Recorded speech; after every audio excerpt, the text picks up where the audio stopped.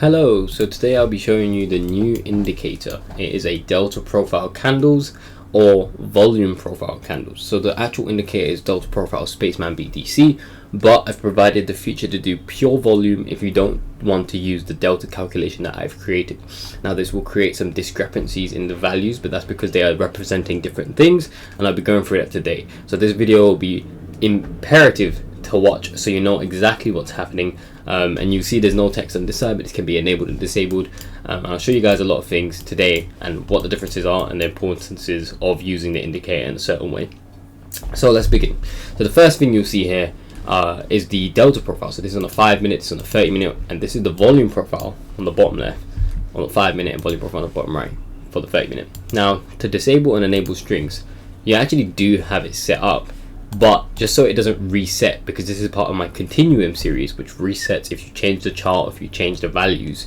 You can just disable the labels in the styling tab, because what TradingView is doing is just making them visible or not visible. However, if you go change it here, the code is re-updating, which will reset all the values. So I've just disabled this for ease of viewing so you guys can see what it looks like in its pure form. A lot of the Twitter users have seen this, and you can see here already the clear difference, especially amongst this candle, between the two 30 minutes delta profile and the volume profile. Whew, sorry if I'm out of breath. I have this thing, but we'll leave it at that. But yeah, so going forward, I'll be basically elaborating on the differences between the two, and I'll be leaving the text on so you can more easily see what I mean. So on here, this is the delta profile, and what's happening here is my custom calculations that I've provided for a delta to be described and presented in TradingView. Now what this does, it means that when there's a bid and ask, it represents the difference between the two as its main delta point for my calculation. So if you look at certain points on the graph, you can see here the 3 million on this candle, and if you go down all the way to the bottom here is the 5 million. Now you can see it's hovered and represented on both with the crosshairs lining up, but the difference in this is the volume one is doing the total combination of volume, whereas the delta one is just doing the difference. So this means that in this segment of representation and calculation, the volume is just pure volume. There's no calculations on top, and this gives you an accurate volume profile per candle, and this is probably something that I wanted for ages. But of course I like my delta calculations as well, so I've got the delta profile, and so I let the users choose which one they want to use. Maybe they don't purely want to use the delta profile because they don't want to use those calculations, they just want the pure volume. It's like if you have an indicator and it's representative of price with its own calculation, but instead you just want price. Well, it's the same thing. You've got delta or you got the pure volume metrics, and you may prefer one or the other. And you can see here on the 30-minute candle what's happening here. If I enable the text, I'll be disabling the text after the end of this part segment where I'm explaining the difference. You see the delta has a decreased amount because it's not always the same. So for example, if you had 20 million buying and here's saying 24 million buyers were trapped, right? And I've explained the trapped concept, but I'll go into it a little bit later. 24 million buyers were trapped, and they're both saying 24 million. Whereas in this one, you can see it's 9 million and 20 million. What might have happened here was some of those volume parts were actually just sellers, some of it, and as a result you get a different amount. The same here, you see like the value 7 million versus 134k, 3 million versus 11 million, and as a result you get the buying and sell delta. So the buying and sell delta could be useful for a quick glance of whether buyer or sellers were trapped, and the volume profile version can be used for an indication. In my opinion, it's the best way for me to use it, an indication of where the momentum is in the market right now. And I'm planning to use both, and I'll show you what I mean by that. So with both, you can actually choose to use profile type volume, and I made this separate so the display statistics can be shown with either, but you can make the statistics types delta. And the reason what this does for me is it gives me the pure volume metrics, it gives me the delta shading, even in its volume form, it gives me the delta shading, but I can choose to have the delta values. And the reason for the delta values being useful is, for me, I like the delta calculation, but I also want to know the volumetric calculation and nothing else. I need to stop saying volumetric. I don't know why. Maybe it just sounds cool. But anyway, it's just a volume calculation. And for that reason, I get both at the same time. Now, I probably will have multiple charts, one with delta, one with volume. But if I'm just feeling like, you know what, I just want the volume data, but I'll have the delta statistics on show. And that makes it so you get the best of both. Now, that is basically the differences between the two. You got pure volume profile candles, and then the next one, you have delta profile candles up here. Whew, that was a mouthful. So I'm gonna disable all the labels, and this is the best way to do it, just so you don't lose any of the data you've already gathered, assuming you've gathered data. I always recommend, unless you know you don't want any stat. Oh wait, I thought I had as an option. I must have forgot. Anyway, you don't need it, but I will update that eventually.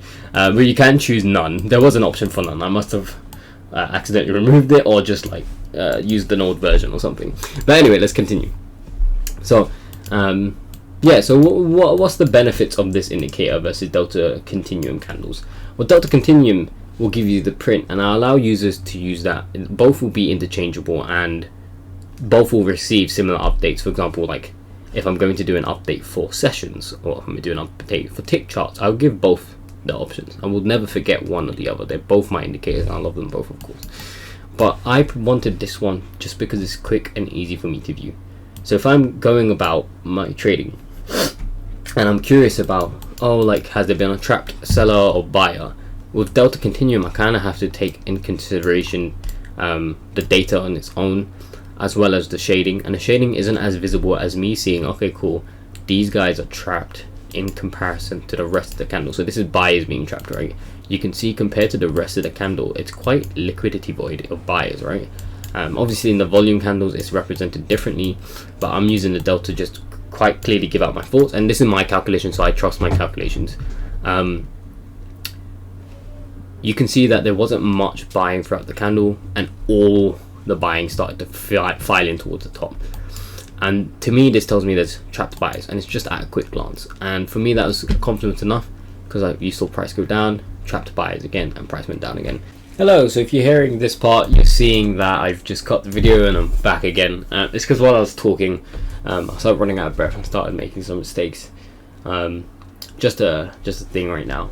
But it's cool, I'm here, I'm good, I'm surviving. So what happened, what I was talking about here was going into the 5 minute for some additional confluences. Now this is a different part of the chart, this isn't the same part as the 5 minutes here. This is more towards this region, but just something I just wanted to point out as well. You could see waning momentum in volume. So as you see here, we start piling the volume towards the bottom of the candle. So we're looking at the volume chart now for some volume analysis. And although this one is representing the POC at the top, I wouldn't say they're necessarily trapped buyers, in the sense that if you see the delta, it's actually not that big. But we are below the POC, and obviously we're below the POC.